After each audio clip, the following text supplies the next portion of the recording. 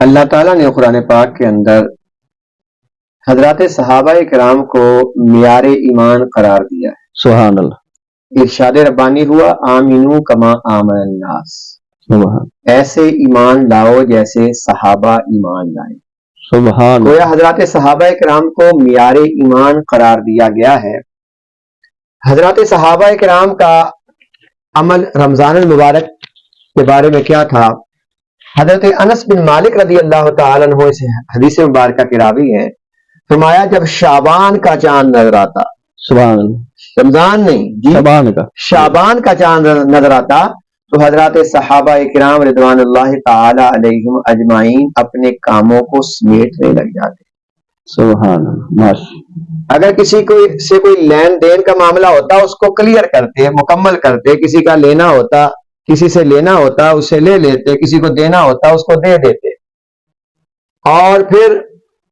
زکوٰۃ کی ادائیگی شعبان کے اندر ہی کر دیتے، سبحان اللہ، تاکہ جو غریب اور مسکین مسلمان ہیں وہ بھی رمضان المبارک کے اندر روزے رکھ سکیں۔ اس میں ایک میرے ذرا ہے سوال، یہ شعبان میں صحابہ کرام کا طریقہ کار کیا تھا کہ وہ شعبان میں زکوٰۃ ادا کر دیتے تھے تاکہ غریب بھی آسانی سے روزہ رکھ سکے، اور ہمارا معیار کیا ہے؟ ہم رمضان المبارک کے آخر میں بھی پوچھ رہے ہوتے ہیں کہ ہم پر بنتی بھی ہے کہ نہیں بنتی۔ وہ میں وہی تو کہہ رہا ہوں کہ ہمارا ایمان کے مقابلے کے معاملے کے اندر حضرات صحابہ کرام رضوان اللہ تعالی علیہم اجمعین کے بارے میں ان کا کیا طرز عمل تھا اور ہمارا کیا طرز عمل ہے؟ ہاں جی، وہ شعبان کے اندر رمضان کی تیاری کر رہے ہیں، سبحان اللہ، کہ یہ مہینہ مبارک آ رہا ہے، ہمیں اس کی تیاری کرنی ہے جی، اس کے لیے کیا کرتے؟ زکوٰۃ کی ادائیگی شعبان میں کر دیتے، سبحان اللہ، اور پھر جو اس وقت کے حکمران ہوتے، اس وقت کے ظاہری بات ہے قید خانہ اس وقت بھی تھا، قیدیوں کو جو ہے وہ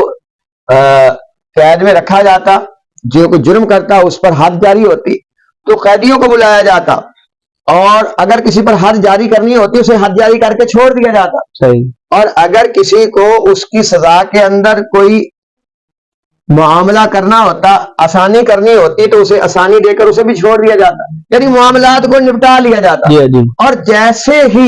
جیسے ہی فرمایا رمضان کا چاند نظر آتا مسجد میں آ کے اعتکاف بیٹھ جاتا۔ سبحان اللہ، سبحان، کیا بات ہے، پورا مہینہ اعتکاف کرتے، کیا بات، یعنی وہ گویا کہ سمجھتے تھے کہ رمضان نیکیوں کے سیزن کا مہینہ ہے۔ اور ہمارے ہاں ملا وہ آپ والی بات کہ ہمارے ہاں لوگ سمجھتے ہیں، کاروباری لوگ سمجھتے ہیں کہ یہ پیسہ کمانے کا مہینہ ہے، کیا بات، کیا پیسے اس کے سیزن کا مہینہ ہے۔ اور ہوتا کیا ہے؟ تاجر لوگ مال کو سٹاک کر رہے ہیں، فروٹ والا فروٹ کو سٹاک کر رہا ہے، ہاں جی، کھجور والا کھجور کو سٹاک کر رہا ہے۔ ہر کوئی آدمی اپنی دنیا کو بہتر بنانے کے لیے، اور پھر اس کے ساتھ اگر دوسرا جملہ کہا جائے مسلمانوں کا خون نچوڑنے کے لیے جو ہے وہ اپنے آپ کو کوشش میں لگا رہا ہے اور اس کی تیاری کر رہا ہے، اور یہ اسلام کا طرز عمل نہیں ہے۔ اسلام کا طرز عمل کیا ہے کہ صحابہ کرام اور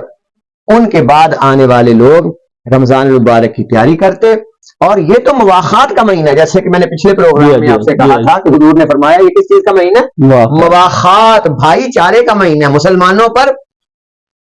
مہربانی کرنے کا مہینہ ہے، ان کے ساتھ اچھا سلوک کرنے کا مہینہ ہے کہ ان کے ساتھ بھلائی کی جائے، نیکی کی جائے۔ ہونا تو یہ چاہیے کہ تاجر لوگ سٹاک کریں، ٹھیک ہے، لیکن اس نیت سے کریں کہ باقی لوگ مہنگا بیچیں گے، میں لوگوں سے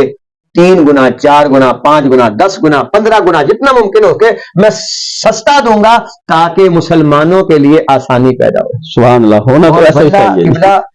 سننے میں آیا ہے کہ دوسرے ممالک کے اندر جہاں رمضان آتا ہے تو وہ لوگ مسلمانوں کے لیے